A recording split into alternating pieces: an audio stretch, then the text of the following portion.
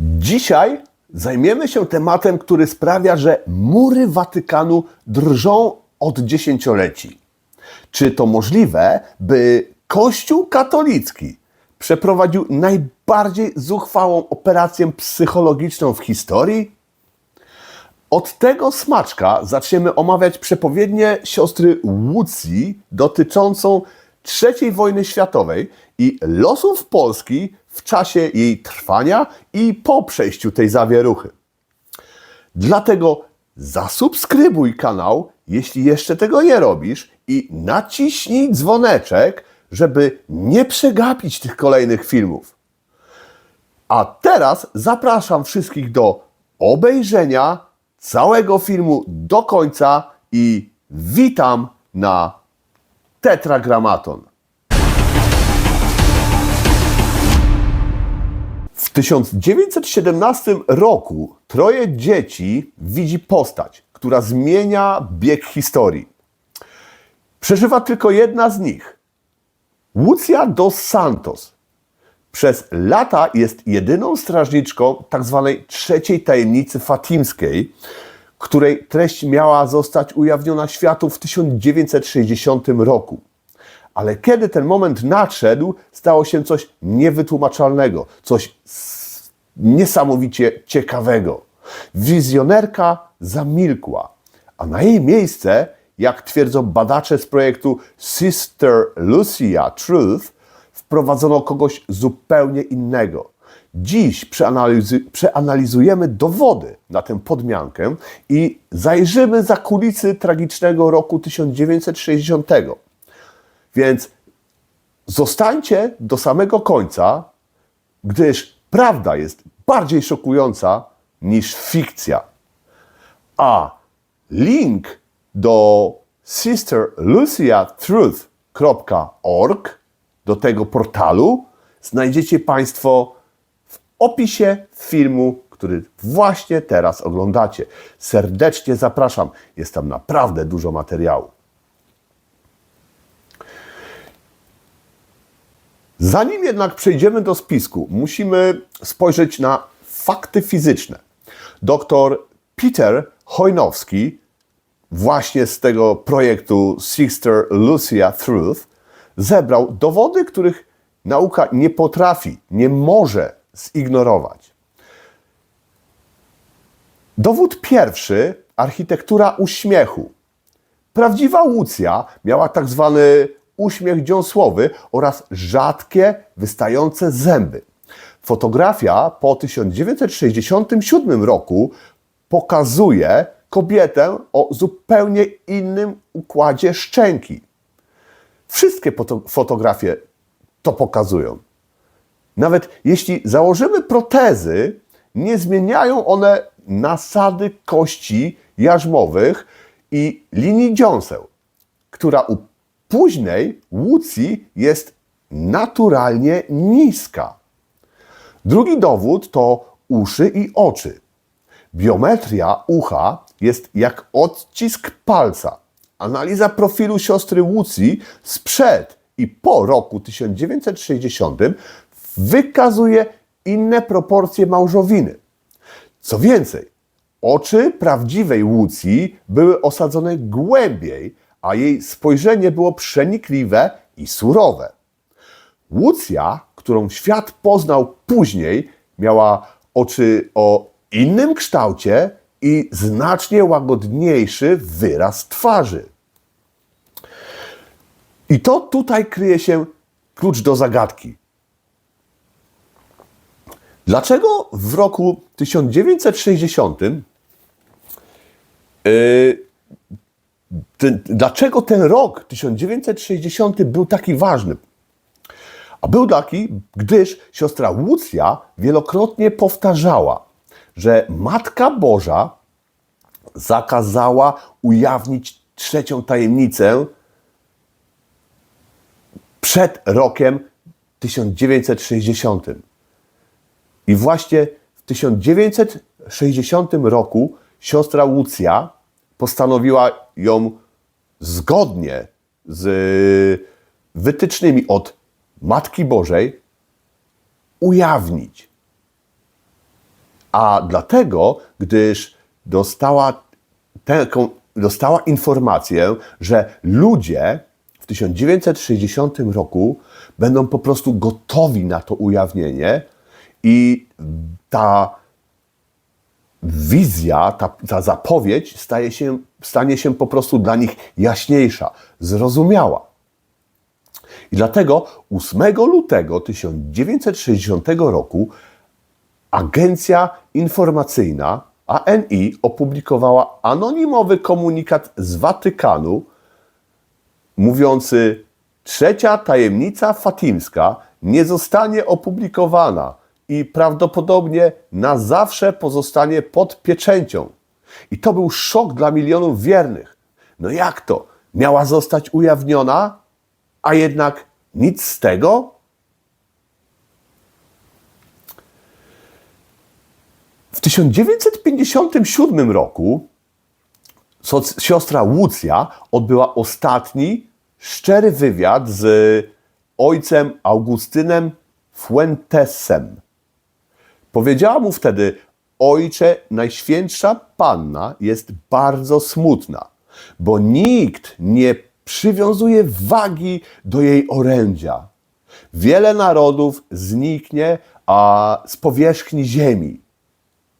Po tym wywiadzie Watykan oficjalnie potępił ojca Fuentesa, ogłaszając jego relację za sfabrykowaną, a siostrę Łucję całkowicie odizolowano. Ja przeczytam jeszcze raz to, co powiedziała siostra Łucja ojcu Fuentesowi. Ojcze, Najświętsza Panna jest bardzo smutna, bo nikt nie przywiązuje wagi do jej orędzia. Wiele narodów zniknie z powierzchni ziemi. Ten fragment, ta wypowiedź siostry Łucji będzie bardzo ważna w kolejnych rozważaniach, w następnym filmie, gdzie przedstawię wizję III wojny światowej, wizję siostry Łucji dotyczącą III wojny światowej i jej przebiegu. Więc zapraszam do zapamiętania tego fragmentu i do oglądania kolejnego filmu na kanale YouTube Tetragrammaton o siostrze Łucji, o przepowiedni dotyczącej III wojny światowej. Ale kontynuujmy, gdyż teoria głosi, że prawdziwa trzecia tajemnica mówiła o wielkiej apostazji w Kościele, która zacznie się od samej góry. W 1960 roku papież Jan XXIII przeczytał tekst i rzekomo stwierdził: to nie dotyczy naszych czasów. Cytat z niego. Aby usunąć jednego świadka, który mógłby zaprotestować przeciwko cenzurze, a jak wiadomo, siostra Łucja sprzed roku 1960 była, krótko mówiąc, miała cięty język i nie pozwalała sobie nawet najwyższym kapłanom. Tak kolokwialnie mówiąc. I dlatego właśnie prawdziwa Łucja musiała zniknąć. Między 1958 rokiem a 1967 świat nie widział siostry Łucji. Kiedy w końcu pojawiła się w Fatimie w 1967 roku, nie przypominała już zakonnicy klauzurowej, tak zwanej. Nie przypominała już tej dawnej siostry Łucji. Zachowywała się jak osoba przeszkolona do występów publicznych, radosna, uległa wobec hierarchii, która jeszcze kilka lat wcześniej ją uciszała.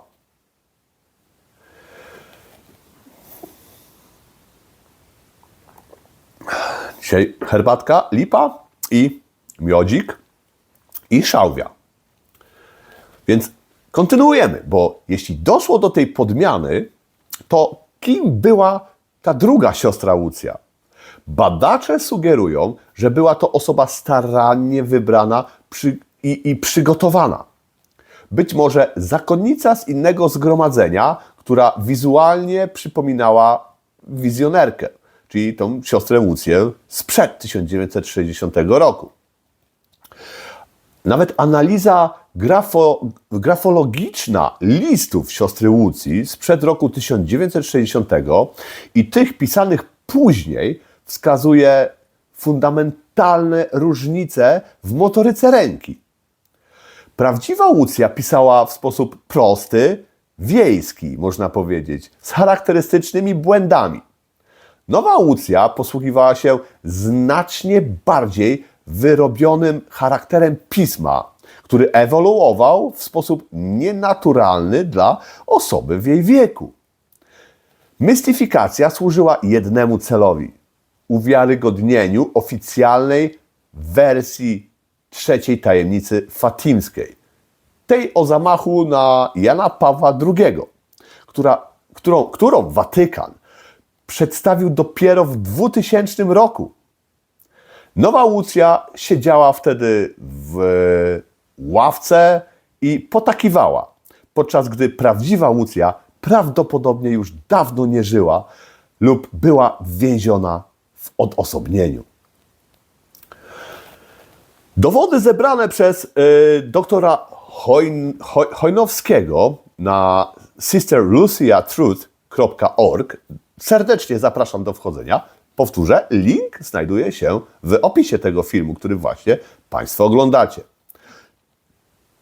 Te dowody są porażające.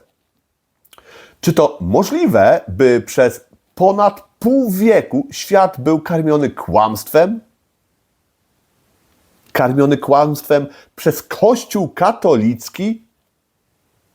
Jeśli biometria twarzy i struktura kości szczęki nie zgadzają się, to kogo pochowano w katedrze w Cambridge?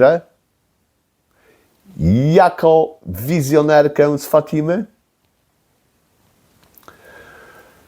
Zostawiam Was, drodzy Państwo, z tym pytaniem.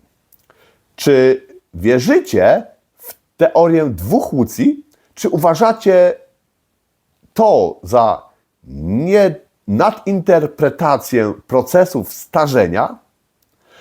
Pamiętajcie, że nic na tym świecie nie jest takie, na jakie wygląda na pierwszy rzut oka. Dajcie znać w komentarzach, co o tym myślicie.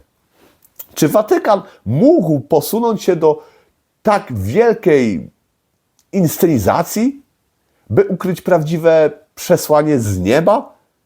By ukryć przesłanie, jak stwierdziła siostra Łucja, ta pierwsza siostra Łucja? Przesłanie Matki Bożej dla świata?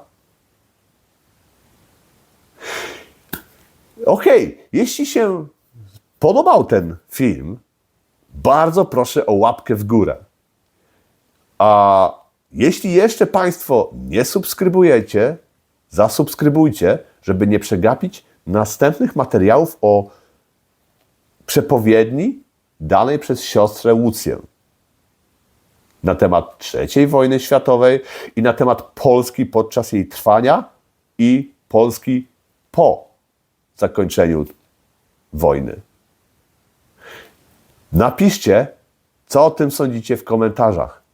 A ja tymczasem bardzo serdecznie Państwa pozdrawiam i do następnego razu. Pa!